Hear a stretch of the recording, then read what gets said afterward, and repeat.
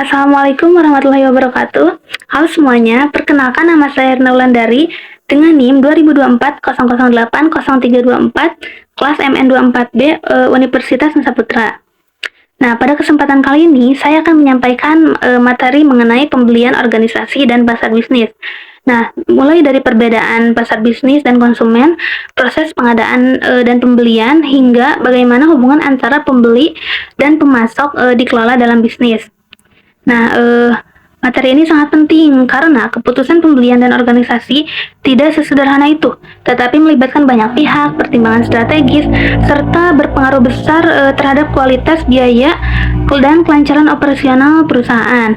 Nah, sebagai pelengkap juga, saya menjelaskan studi kasus nyata untuk memperkuat pemahaman konsep yang telah dipelajari. Baik, semoga presentasi ini dapat memberikan gambaran jelas dan mudah untuk dipahami. Selanjutnya mari kita mulai masuk ke PPT-nya. Oke, selamat datang di presentasi analisis pasar bisnis. Kali ini kita akan membahas bagaimana organisasi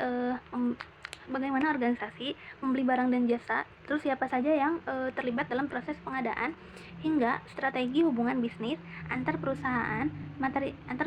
Nah, materi ini sangat penting untuk memahami dinamika pasar bisnis atau B2B. Nah, outline atau garis besar materi yang akan kita bahas. Yang pertama ada definisi pembelian organisasi, yang kedua ada peserta dalam keputusan pembelian, yang ketiga ada proses pengadaan atau barang dan jasa, yang keempat ada tahapan proses pembelian, yang kelima ada pengelolaan hubungan bisnis antar perusahaan atau B2B, yang keenam ada lembaga dan pemerintah. Nah, kita akan mengikuti urutan ini agar penjelasan lebih sistematis. Sekarang kita masuk ke bagian pertama, yaitu pembelian organisasi. Pembelian organisasi adalah pembelian proses formal perusahaan dalam mengidentifikasi kebutuhan, mencari pemasok, mengevaluasi, dan memilih produk atau jasa terbaik. Jadi, kita akan membahas bagaimana perusahaan atau organisasi itu membuat keputusan untuk membeli barang atau jasa, bukan untuk dikonsumsi pribadi, melainkan untuk keperluan bisnis. Nah, ini tuh perusahaan biasanya akan menilai apakah barang atau jasa itu diperlukan, terus merek mana yang akan mereka pilih, dan siapa pemasoknya. Keputusan ini bukan hanya keputusan yang diambil oleh satu orang, melainkan keputusan yang diambil oleh keputusan tim. Contohnya itu ada di pabrik otomotif membeli komponen mesin untuk menjaga kelancaran produksinya. Nah, selanjutnya kita akan membahas tentang pasar bisnis versus pasar konsumen. Nah, pasar bisnis adalah transaksi antar penjual antar perusahaan untuk diproses lebih lanjut atau dijual kembali. Contohnya seperti pertanian, manufaktur, perikanan, dan pertambangan, atau banyak lagi yang lainnya. Nah, jika kita melihat di contoh atau studi kasus pertanian itu, kita bisa melihat seperti pabrik makanan.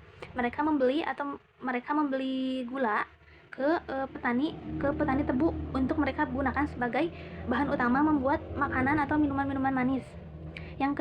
Adapun contoh lainnya seperti pabrik minyak goreng, mereka akan mencari petani sawit untuk menggunakan kelapa sawitnya. Nah, yang diproses untuk menjadi CPO.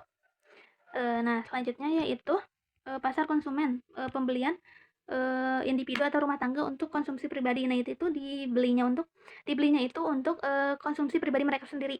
Contohnya seperti membeli beras, minyak goreng, pakaian, dan sayuran. Seperti kita membeli beras untuk kebutuhan makan kita sehari-hari. Nah, dan juga kita membeli pakaian untuk digunakan oleh kita sendiri untuk kebutuhan sehari-hari kita. Selanjutnya adalah karakteristik pasar bisnis versus pasar konsumen. Nah, karakteristiknya itu sangat berbeda. Yang pertama ada pembelian yang lebih sedikit tetapi lebih besar nilainya.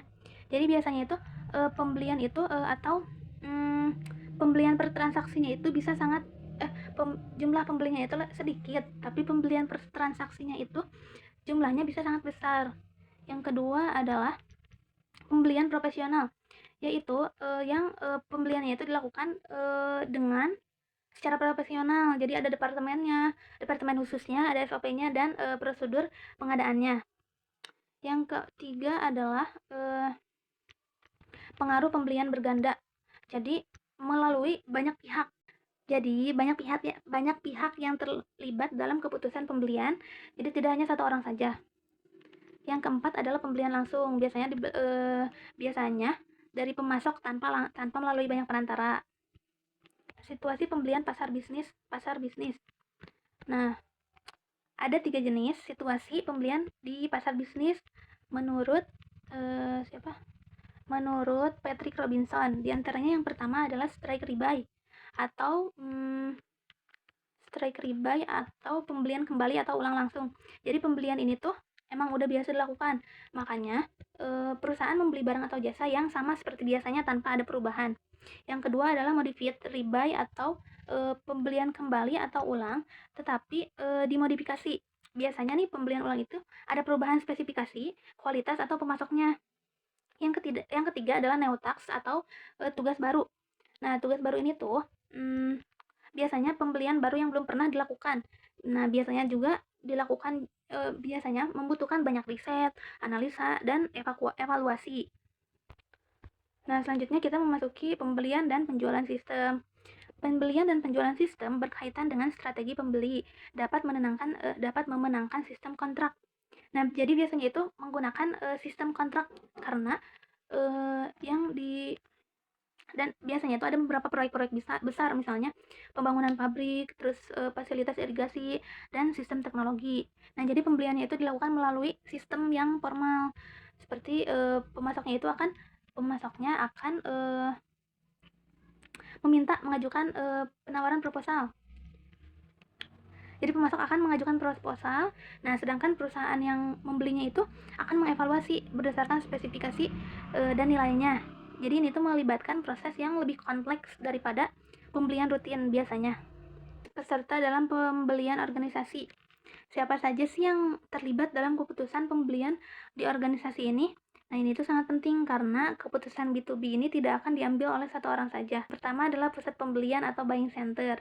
Nah, istilah buying center itu mengacu pada semua orang yang ada di organisasi yang punya andil dalam keputusan pembelian. Mereka tidak hanya punya tujuan bersama, tapi juga ikut menanggung risiko dari keputusan yang mereka ambil.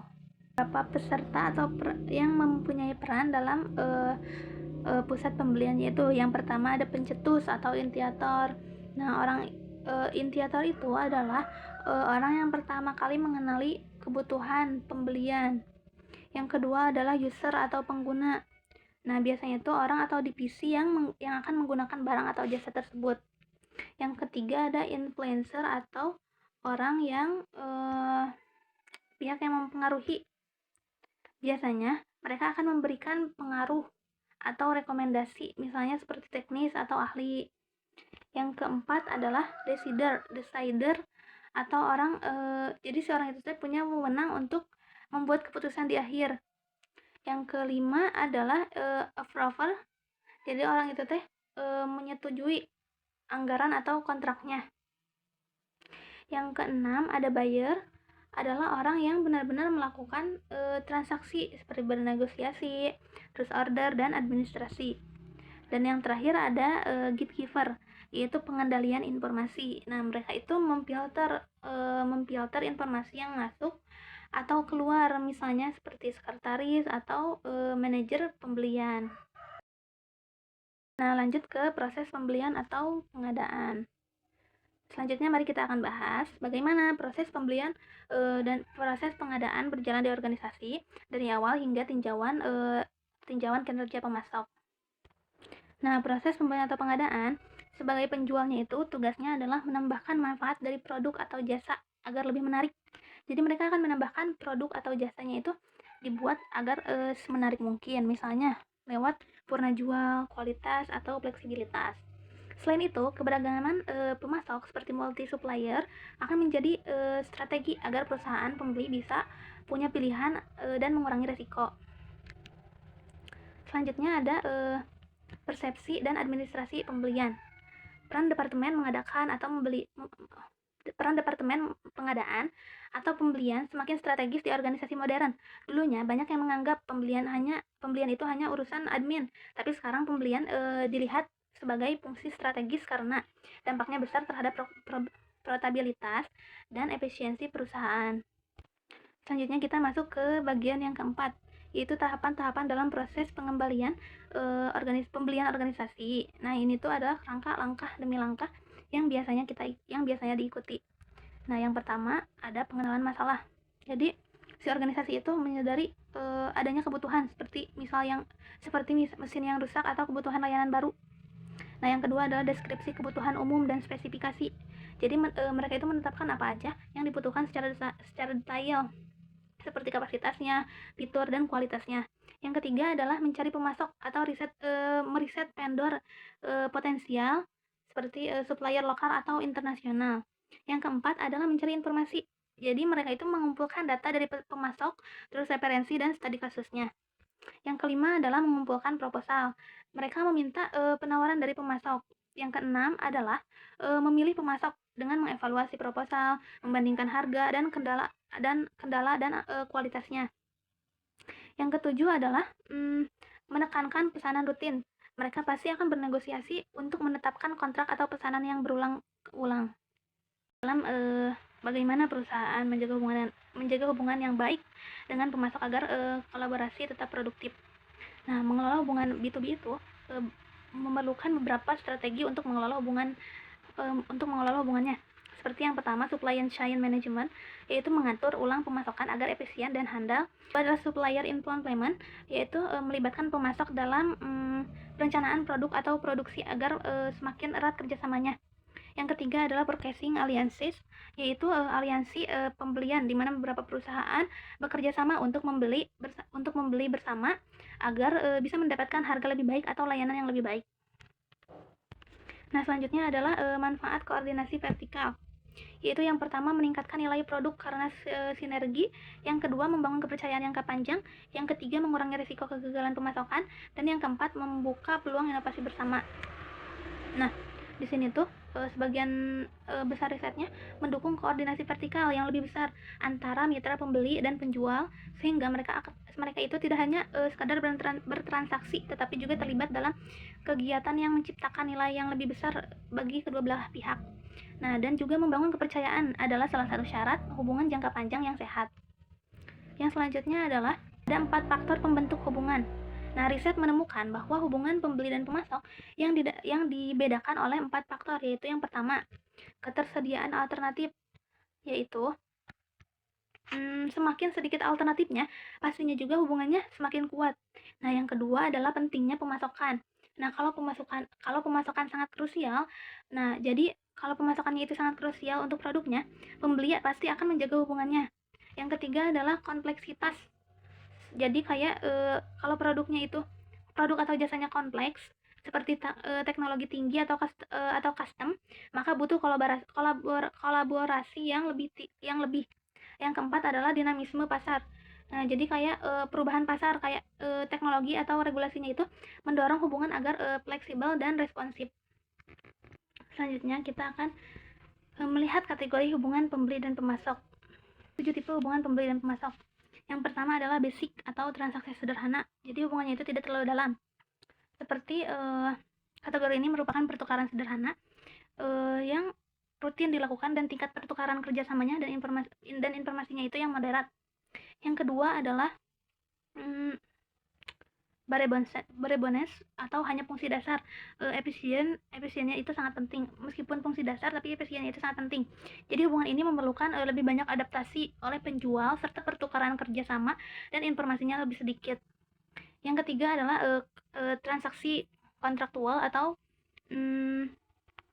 pada ada kontrak formal jangka menengah atau panjangnya. Seperti pertukaran ini tuh didefinisikan berdasarkan kontrak resmi dan biasanya mempunyai tingkat kepercayaan, kerjasama, dan interaksi yang rendah. Selanjutnya adalah pemasokan pelanggan atau customer supply, yaitu pemasok menyediakan stok khusus untuk pembeli. Umum tradisional itu bersaing dan bukan bekerja sama dalam merupakan bentuk tata kelola yang dominan. Selanjutnya ada korporatif, yaitu kolaborasi lebih erat untuk efisien. Dalam pertukaran korporatif ini, sebagian besar kepercayaan dan komitmen menimbulkan kemitraan sejati. Dan yang ketujuh ada pelanggan adalah raja atau customer is king. Nah, pembeli punya dominasi. Nah, terus si pemasoknya ini sangat bergantung pada pembeli. Jadi hubungan yang erat dan korporatif ini, penjual menyesuaikan diri untuk memenuhi kebutuhan pelanggan tanpa mengharapkan banyak adaptasi atau perubahan sebagai bayarannya.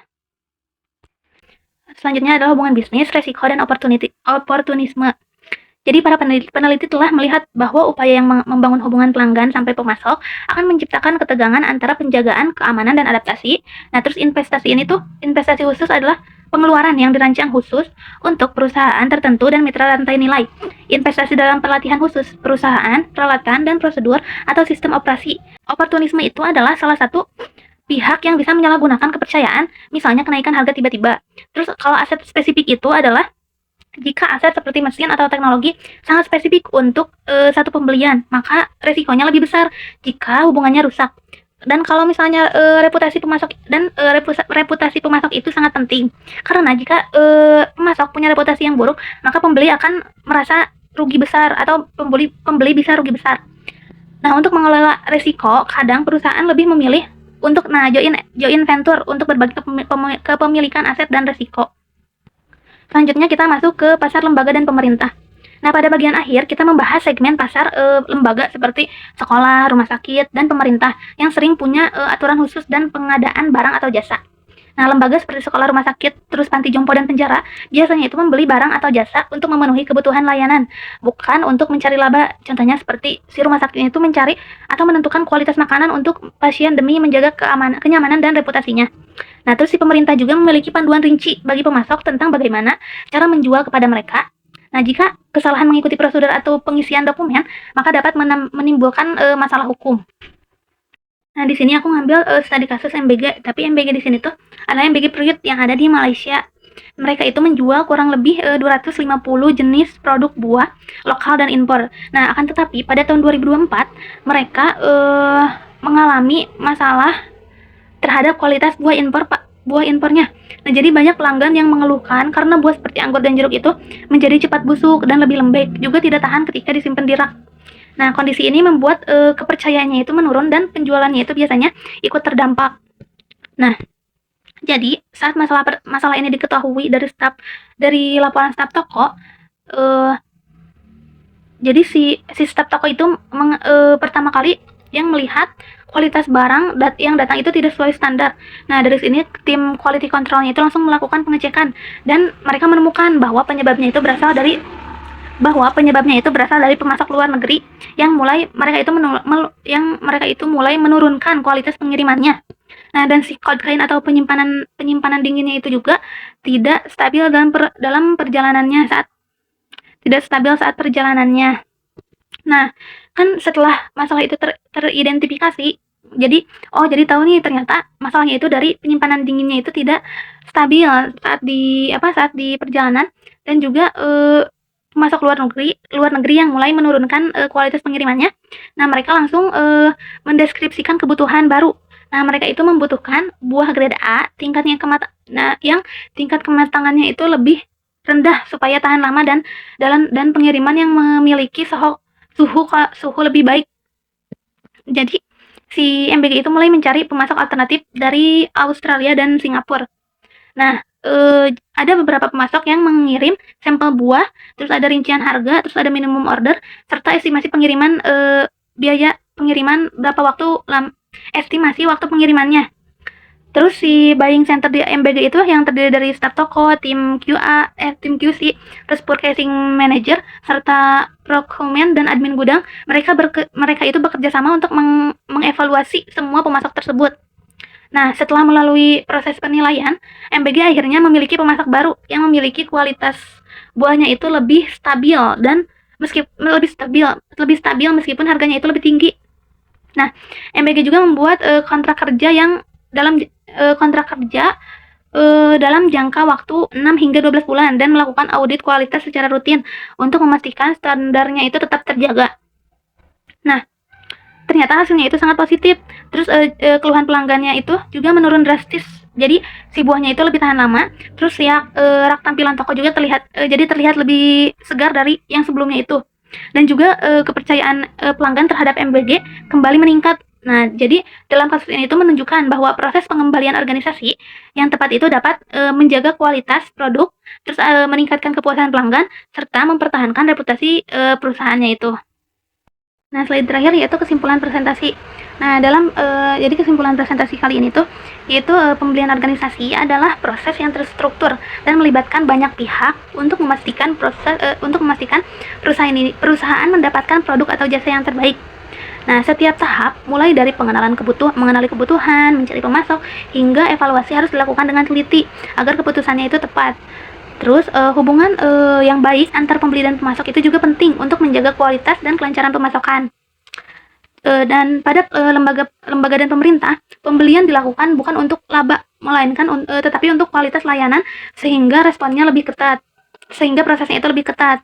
Nah, dan pada tadi yang tadi kasus MBG itu menunjukkan bahwa respon cepat terhadap masalah dan memilih pemasok yang tepat dapat meningkatkan kualitas dan mengurangi keluhan, juga menjaga reputasi perusahaan. Nah, mungkin hanya itu yang dapat saya sampaikan pada dalam menjelaskan materi tentang analisis pasar bisnis. Mohon maaf jika ada masih banyak kekurangan. Terima kasih. Wassalamualaikum warahmatullahi wabarakatuh.